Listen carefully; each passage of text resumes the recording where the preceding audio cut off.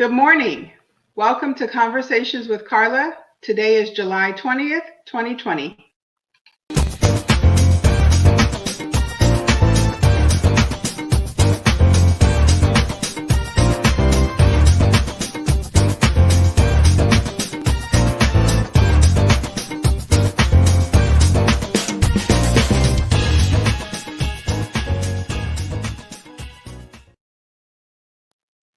Good morning and welcome to Conversations with Carla. Today we continue our series, Being Black at Work. And the question of the day is around chambers of commerce. Should chambers of commerce require diversity plans from their members as a part of their membership? And today we're speaking to two leaders in the Chamber of Commerce community. We're talking this morning with Shehiwa Jarrett, who started the Broward Black Chamber of Commerce because she recognized that the county here in Broward County, Florida, did not have a strong voice for Black businesses. And secondly, we're talking to Denise Jordan, who is the executive director of the Deerfield Beach Chamber of Commerce. And Denise was also the first African-American woman to head the Eastern section of the United States Tennis Association. So we want to invite you to join the conversation with your questions live. And right now, let's welcome our guest, Shehiwa Jarrett and Denise Jordan. Good morning. Good morning, ladies. Good morning. Thanks for So having I'm excited. This is my first time with two guests simultaneously. So I feel like I'm moving up in the world. Ooh, all right. So thank you both for joining us. So the question on the table is, should chambers of commerce require a diversity plan or a diversity method or checkbox, or let you guys know as chamber leaders that their organizations have a diverse workforce? So first, why don't we start with you, Shehiwa, because you just started the Broward County Black Chamber of Commerce, and you started it because there was a need. But do you think that chambers should ask members about their diversity plan? Thanks for the question, Carla. I think that is important. And I think that chambers and chamber leaders do have the responsibility to kind of put that out there, right? To say to their members, these are the things that you should be thinking about. I think as leaders, we have to be focused on what's good for the greater community. And so for me, when I started the Broward County Black Chamber of Commerce, I did a lot of research prior to doing it. So I looked at the disparity study that the county had done. I looked at the SBA studies, etc., McKinsey studies, to have the empirical data to understand what was going on in the market. Obviously, there are anecdotal accounts as well that go with the empirical evidence. So for me, yes, I have members and we cater to our members and we have specific programming for our members. But my point in having the chamber is to also make an impact on the greater community, on our Black business community and the Broward County community, as well as the South Florida region. So I think when I talk to individuals, it's imperative for me to say prosperity for the companies that are given the opportunities, prosperity for communities that tend to be left behind, prosperity for communities that are always shown to be behind when they conduct the disparity studies, which is the Black business owner, right? If you focus on that and say, how can we incorporate these business owners into government, government and private contracting, then there is prosperity for all. Because then you have that company is growing, they're hiring locally, that's tackling some of our higher unemployment in different areas, in the struggling areas around the county, as well as adding to the overall prosperity and attractiveness for other businesses to the area, right? No one wants to come to an area where you see depressed communities and then all the wealth and prosperity is over on one side or section of the community. So for me, it is important for us as chamber leaders, and I talk about that with partners and other organizations. What are you doing? What do you have a plan? Because we have to be focused on changing systems and procedures, as well as the people that function, right, and operate these systems, if we want a long-lasting change in this area. Absolutely. Thank you so much. Denise, what do you think as a leader of the Deerfield Beach Chamber? I think it's a resounding yes, and I'll tell you the reasons why. I think, first of all, if you're a leader, it is a choice and not a position. And moving forward, it is something of the nature of businesses to provide that kind of leadership because it is both not only morally right, it is economically right. And in order for businesses to thrive, they have to be organically positioned in a way that levels the playing field once and for all. We played a lot of lip service for years, and it's come down to a defining moment.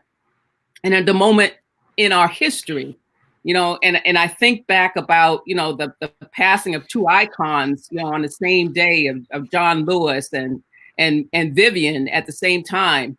And it was a choice for leadership. And it's a choice for businesses to, if you're going to engage, if you're going to recruit, if you're going to incorporate and encourage people to join your organization and join your business and thrive, then that has to be part of the equation. Absolutely. So I found this article, which I find, I'm going to read just a couple of things to you. So 426 chambers and associations join U.S. Chambers Equality of Opportunity Initiative. So the president of the chamber, of the U.S. Chamber of Commerce, is Suzanne Clark. And she said in a statement that promoting greater diversity, equity, and inclusion in the workplace is the right thing to do. And we stand in solidarity against racism, advocate for diversity, equity, and inclusion in our society and the economy. And we have to do this with a robust plan of action.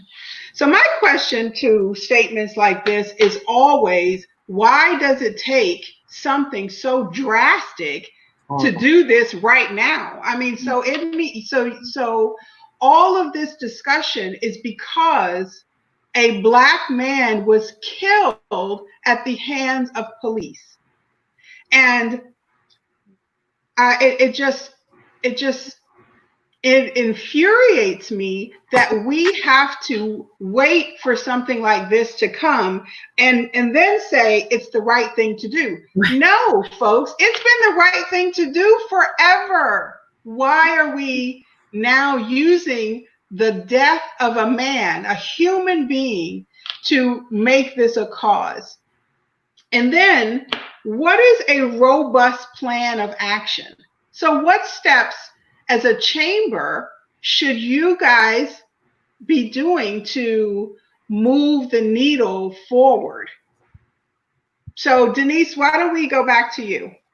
What action steps are you taking at the Deerfield Beach Chamber of Commerce to put some meat on the bones of these words? So for me, I've had some conversations with many of the members since this incident. It was the flurry of calls that said, what do I do? How do I do it? Where do I begin? Etc. And these conversations continue to go on. In the meantime, we are we're planning on creating some programs that will actually identify and help these businesses to craft their diversity and inclusion and equity plan. Notice I say all three, because oftentimes what happens is we get to the diversity part, and it's something of a nature of diversity is really allowing me to come to the table. inclusion is allowing me to dance together. And oftentimes there's a disconnect between the two. So we are planning on some series that we're putting together. And I hope, Carla, that you'll join us in that effort. It is going to be robust. And it's time to have not only the diversity, but it's time to have to do the work, basically. And to do the work is hard work. And it means, looking at yourself, looking at your company, looking at your mission, and how we're going to move forward as a nation, because this can't continue. Yeah. And as the leader of the Black Chamber of Commerce, Shahiwa, what are your thoughts around an action plan? Right. And so we've been speaking more and more with people who've actually been reaching out to the chamber and reaching out to me to speak and to talk about the topic and the issue with other chambers and other organizations, educational institutions here in the area. And I think for me, it's about having first that very honest and candid conversation, because I too mentioned that in the talks that I'm having, Carla, the fact that it takes such a horrid and violent and brutal act to bring us to the table. But then I also acknowledge the fact that it's because we live in separate worlds, in essence, right? Where people don't understand the reality of how others who have to deal with racism and discrimination live, right? And so they're not really brought to confront this reality until something as horrible and as torturous as George Floyd's death. And it's beyond a shame, because we've been fighting for equality and equity for far too long. I love history. So as you look over our history in this nation, unfortunately, it takes these moments, right, where we're thrust forward off of some, violent or horrid act. And so here we are. And my message is one: don't let this just be a moment. Let's sit here in this and truly understand what's going on in the country. It is not a mystery as to how we got here. When you forcibly enslaved people here to work for free, there was never any compensation for said forcible labor. We're then, in society with Jim Crow, and then the Black Code laws that then controlled us again and placed a lot of our men and women into prisons. And so you see the systems that we see in operation here at play. And so you have, the racial disparities across the board in health, education, and of course the criminal justice system. And then we're here to talk about business and the business system.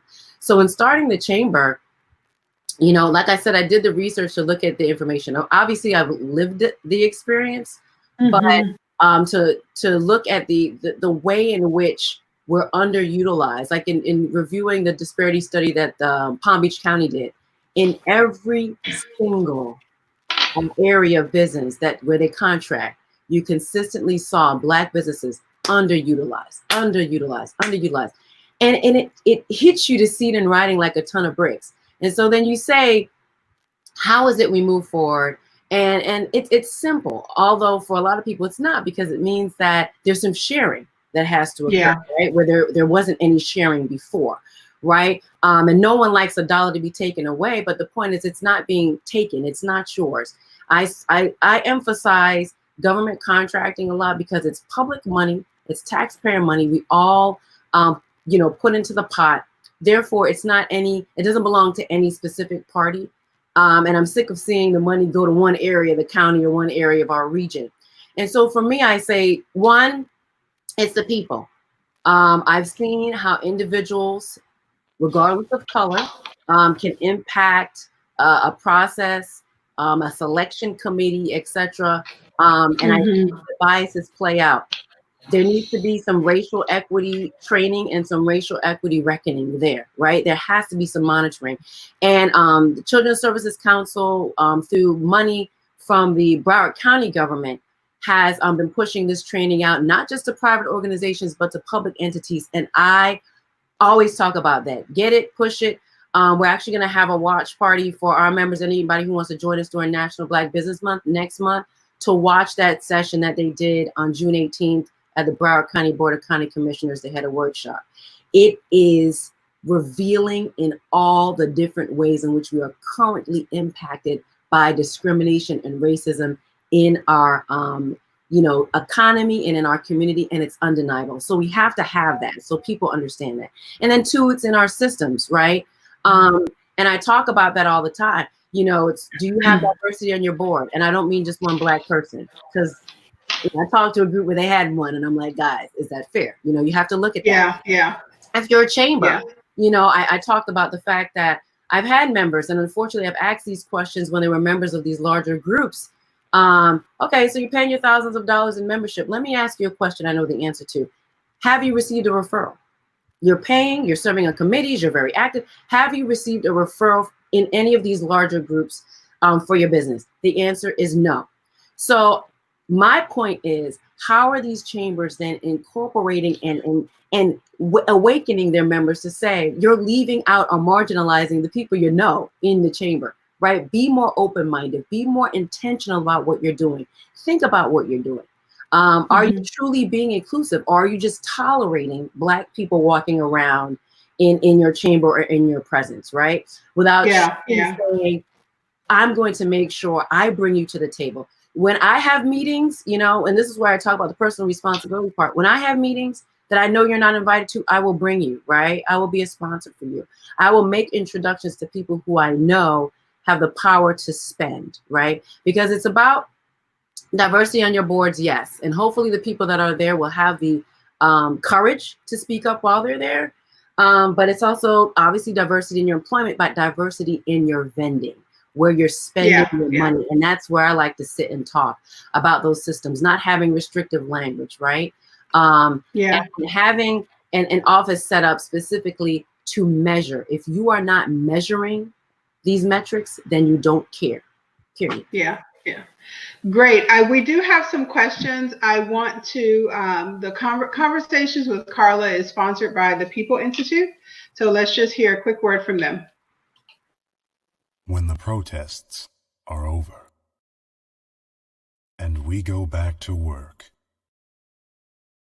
is your team ready to have a talk?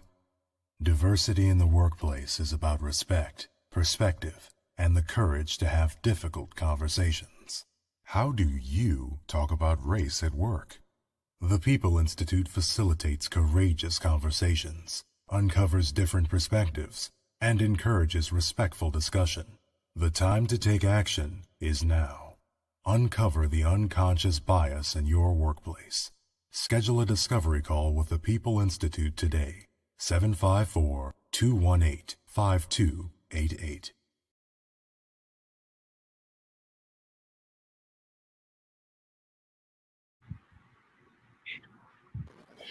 Welcome back. So I'm speaking today with Shahiwa Jarrett, and Denise Jordan, two leaders of great chambers right here in the South Florida region. And ladies, let's take a look at some of the questions. So Karen Pfeffers asks, how do you assist companies to become aware of patterns they're not aware of to have true diversity versus filling quotas? Denise, why don't you take a stab at that? Well, I think that the patterns of true diversity is to look at your entire model. Who's sitting around the table? Who's how are we recruiting people? And do they have a voice at the table every day? And if you're, as opposed to looking at this from the standpoint of just filling a quota, taking a number check. Oh, okay, I've got so-and-so on here, I'm good to go. That is not inclusivity. That is not diversity. That is a mirror of deceitfulness, as far as I'm concerned. Yeah. I think, companies have gotten so used to just checking a box that they don't really look at what that box means. They don't understand the true value of it. And I had a conversation last week. Sam Hines was a guest on my show, and we were talking about having the talk.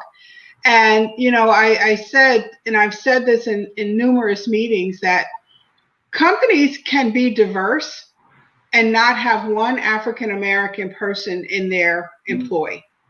Because diversity is not just about the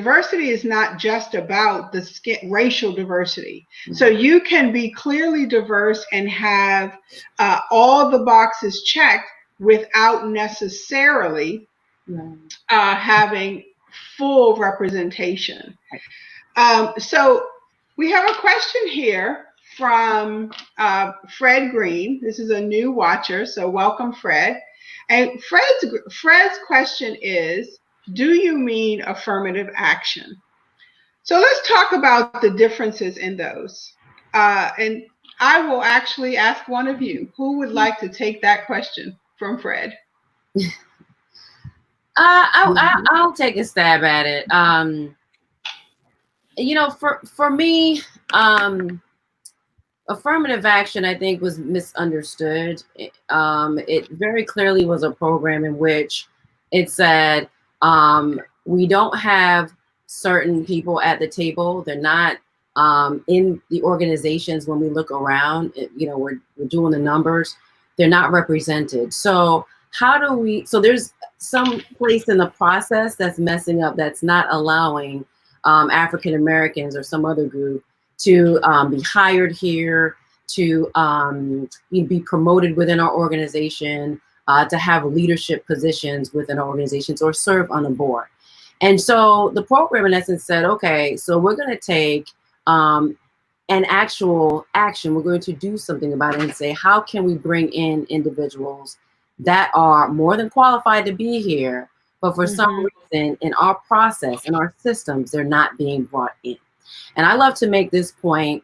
It brings you in, affirmative action does, but it doesn't do the job for you. It doesn't do the late night studying, the research, all of that goes into doing the job. So let's just take the misnomer of affirmative action being, you know, this wonder drug that, ooh, it puts people in there that aren't qualified. No, it gave us access to job opportunities, board positions, etc., because the systems and processes in place were discriminatory and they did not let us in. And if you'd allowed people to do what people do, we would still have that, you know, what our country looked, you know, like in the early 1900s today. So what we're talking about, what we should be talking about, is also, yes, the recruitment, getting people in the door.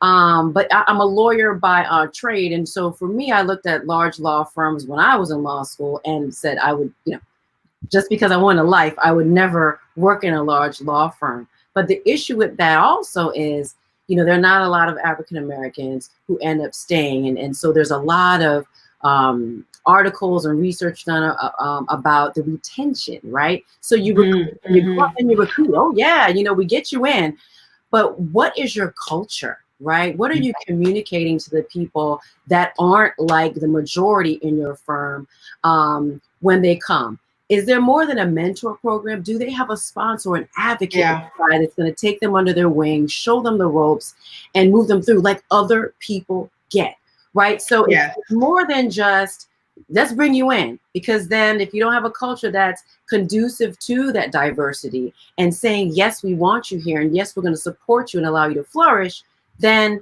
they're out the door in a couple years. And that is what has been happening. And that's why no one gets to be, you know, partner, et cetera. It becomes rare. So it's the recruitment and the retention, showing people that we want you here and we need you here. Absolutely. So we are all working together, and we listened, or we read the article about the Chambers of Commerce, 426 partners coming together across the country. But here in South Florida, my question to you is, how can chambers come together to work toward a common goal of removing systemic racism? So Denise, I know that we're working with we're working with the chambers to create a chamber town hall. Can you talk a little bit about why it's important for chambers to come together? Well, absolutely. First of all, I think it gives us an opportunity to work together. Oftentimes that does not happen. We're always in our silos. But this is such an important issue and an important action step. We've taken the process of providing a statement of how we feel as chambers, but now we're talking more about the actionable steps. Yeah, and one of those is the town hall that we're planning next month. And I think that it's bringing all chambers together so that we can have that kind of conversation, because it's going to be the launch pad as a collective group, as opposed to just individuals and individual chambers doing it alone. It means that we are collective in this effort. It also means that we have signed on that we're going to do what we need to do in order to move the dial in this conversation, and that we're not going to take the easy way out. And I think that speaks volumes to itself. Yeah, definitely. So we're coming to the end of our road. Let's see if we have any other questions or comments.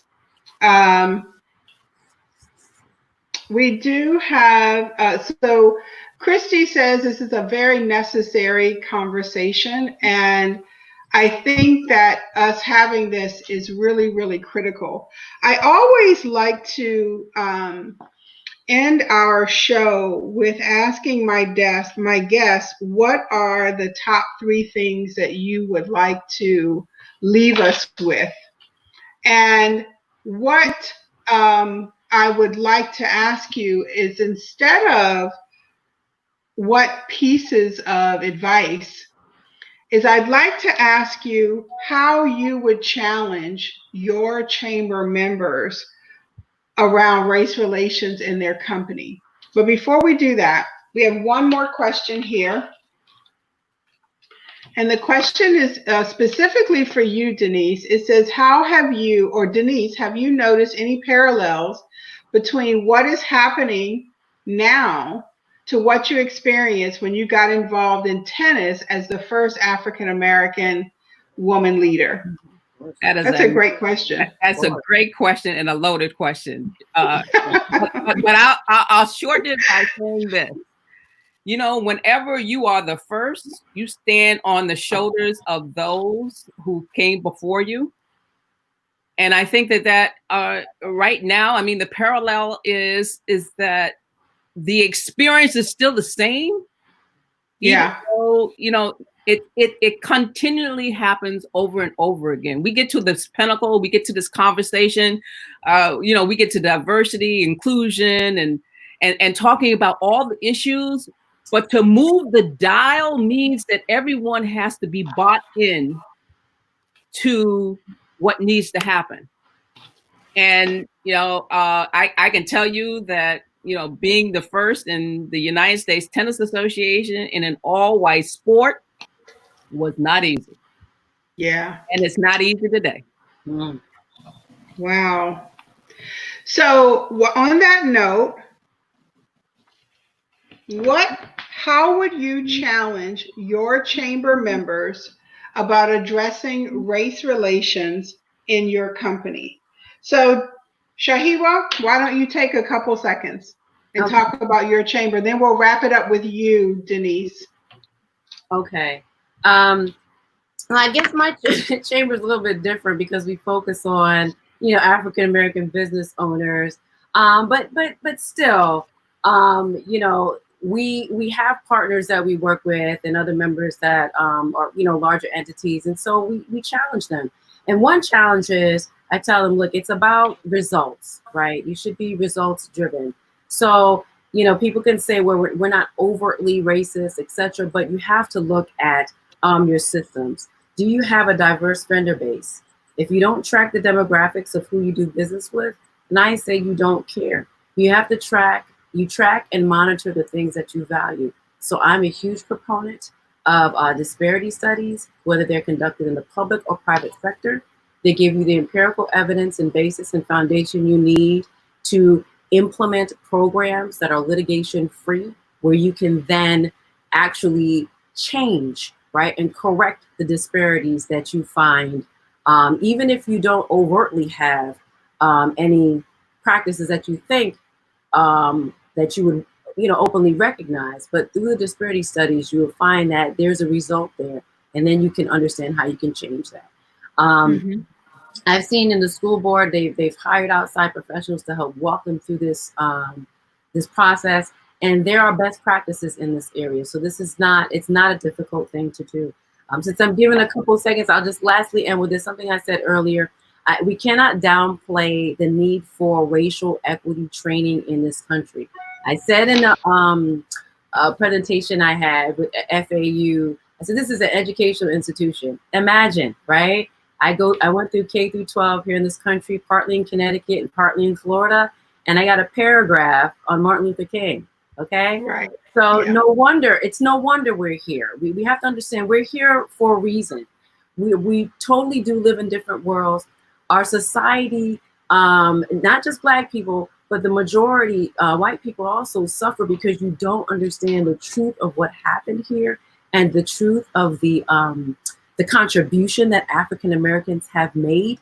And so, people tend to live in these isolated boxes of stereotypes, etc. So through that racial equity training, you can change the lens through which you view and understand things. And I think when there's more understanding, you start changing here. So you tackle the systems, but you have to tackle what's in here as well if we want long-term change. Absolutely, absolutely. Denise, what are your 3 challenges? So I think that in order to be a better human being, you have to work on being a better human being so that you can be a better human being to others. And part of that is the programs that you provide, and you look at that and you say, okay, are the voices in the room? And then lastly, I guess I'd like to kind of quote about what John Lewis said. When you see something that's not right and not just and not fair, a moral obligation is to say something, to do something. Our children and their children will ask, what did you do? What did you say? Yeah. So for me, each day, I have to say, what did I do? And what did I say to make a difference? And to keep this conversation going in businesses, because without it, we will not thrive. Absolutely, absolutely.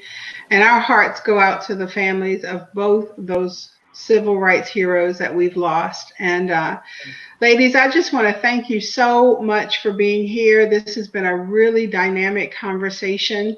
I appreciate you and your leadership. I appreciate what you stand for in the community, and not just here in South Florida, but everywhere. I think we have to, when we start having this conversation, it trickles. It's like a stream. It just trickles and trickles and trickles. And I think the more we trickle, the more people we will reach with this conversation. So if you guys can hang tight for me, let me close it out and I'll be right back with you. All right. Thank you for joining us here today in this conversation with Carla. These are conversations that matter every single day. We're here every Monday, 10 a.m., Facebook Live, and on YouTube. Next week's conversation, we continue our series, Being Black and the Firm. And we're talking to 2 leaders that have worked in major law firms in their careers. And we're excited to have the conversation. So join us again next week on Conversations with Carla. Have a great day. Take care.